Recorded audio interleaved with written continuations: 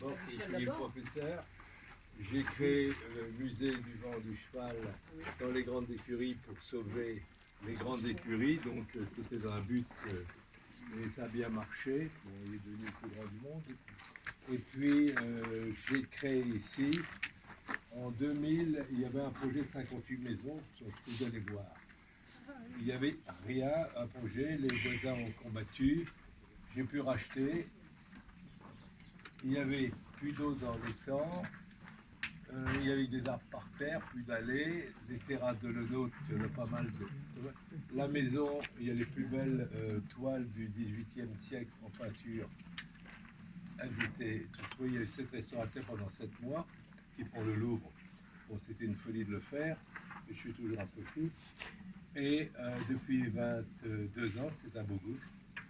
J'ai créé un théâtre que vous allez voir, mais on joue une pièce ce soir, donc vous ne verrez pas totalement, mais on verra un petit peu au-dessus.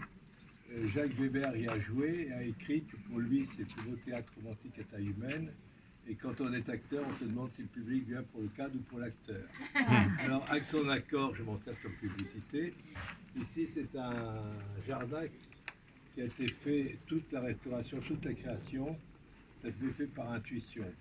Moi, je ne prends jamais d'architecte ou de paysagiste, etc. Par contre, pour le théâtre, je l'avais construit comme un bureau d'études, mais comme la pente était comme ça, bon, j'ai dû faire un bureau d'études, on a mis des fondations pour un immeuble de 15 étages, mais quand il a fallu mettre un toit, j'ai demandé à un de mes amis qui est architecte des monuments historiques, qui voyant un pont japonais, l'a fait en pagode, terminé par un baldaquin. Et comme je crée en ce moment un jardin japonais, et là j'ouvre avec l'ambassadeur le 30 septembre, le premier potager japonais en France. Bon. Voilà, voilà, bon. Bon, je suis jeune, je suis le doyen, je suis toujours le doyen et de loin. Je pense pas. Je pense pas. Comment? Monsieur a 94 ans. Ah non, c'est incroyable. Hein, monsieur, oui, là, généralement, j'en vais en avoir 88. Généralement, je suis toujours le doyen. Hein, voilà. Bien, mais je monte à cheval 1 ou 2 chevaux par jour tous les jours. C'est incroyable.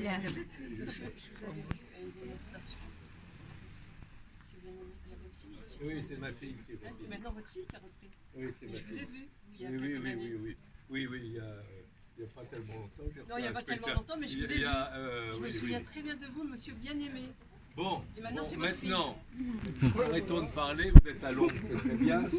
Mais Bonaparte a dit qu'un petit croquis valait mieux qu'un long discours. Qu'un long discours. Bon, alors j'ai pris cette méthode. Bonaparte, j'aimais bien, quand il était en France, c'était un peu trop long. Bon, Bonaparte, il était très bien, mais après, bon. Alors, voilà, nous sommes fin XVIIe siècle.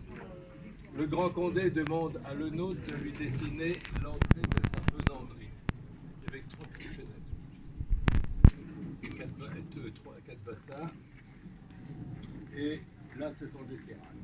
Sur le côté droit, vous allez passer où il y a le théâtre, ça c'est le bois de la Semaille. Il y avait un bassin qui est toujours dans la propriété. Voilà. Ça, on est en 1762. 1762. Il meurt 4 ans après, donc il n'a pas dû connaître beaucoup la faisanderie.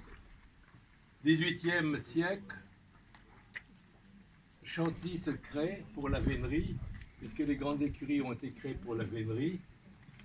Et à partir des grandes écuries, la ville s'est construite.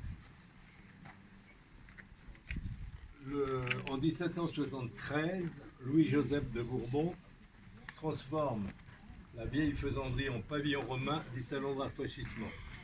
Il y a 7 restaurateurs, il y a, comment dirais-je, donc ce sont des Italiens, une équipe d'Italiens qui vient ici, met des toiles peintes à l'intérieur et entoure de treillage l'extérieur. Nous sommes en 1773. En 1975, la même équipe fait le hameau de Chantilly. En 80, Marie-Antoinette s'inspire d'ici et du hameau de Chantilly pour faire le hameau de Versailles. En 89, le château est détruit et le hameau brûle aux 3 quarts. Et ici, cette partie qui est en ville est vendue en bien national. Nous sommes donc fin. Les écuries sont décapitées de leur statut, de la renommée qui était au-dessus. Au perdre. 19e siècle, les écuries sont toujours décapitées, la vie continue. Et en 1840, c'est le goût anglais, donc il réunit les deux bassins de le nôtre, il les évente pour faire un bassin romantique. Bon, ça c'est. Et on crée la première clinique vétérinaire qui est là. Bon, c'est un assez quelque notable. Fin 20e, tout est à l'abandon, il y a un projet de 58 maisons. Il n'y a plus rien dans les temps, la maison est éventrée et comment dirais-je, en 2009, pour le bicentenaire de la Révolution, j'ai offert, ayant les grandes écuries, la statue de la renommée qui a été reposée sur les grandes écuries. C'était un cadeau d'époque d'1 million de l'époque à mon propriétaire. Mais on a été reconnu parce qu'on était un musée vivant, on n'était pas reconnu. Et du jour où on a été mécène de ce bon, on a été reconnu. Donc, ça a été beaucoup plus un rapport qu'une perte. Là, et depuis ce temps-là, j'ai appelé ça le potager des princes par analogie au potager du roi de Versailles, puisque la Quintini est venue avec le nôtre qui avait fait, donc j'ai appelé ça le potager des princes. Tout était potager, toutes les constructions tout autour. Ici, il n'y a jamais eu de potager. C'était l'entrée pour la faisanderie des princes. Il arrivait ici en bateau du château et il remontait pour voir leur faisant au 17e et au 18e pour des soirées privées. Je tiens à vous signaler que Louis-Henri de Bourbon a été élevé avec le marquis de Sade. Je ne sais pas ce qui se passait ici. Je ne dirai pas plus loin. Alors, là, il y avait le frère habitait là et la sœur habitait là. Le frère, que je connaissais bien tous les deux. Au moment de l'indivision, la sœur n'avait pas d'enfant, le frère 3. Il y a eu ce mur des lamentations et c'était coupé en deux la propriété avec des barbelés. Vous voyez l'héritage que ça amène. Et je m'en suis servi. On a retiré les barbelés.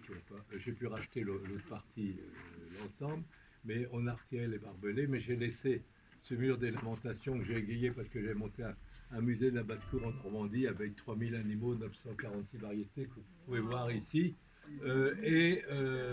pour égayer, et ça me permet de séparer ma maison du potager proprement dit, des visites. Voilà, maintenant on va aller un moment.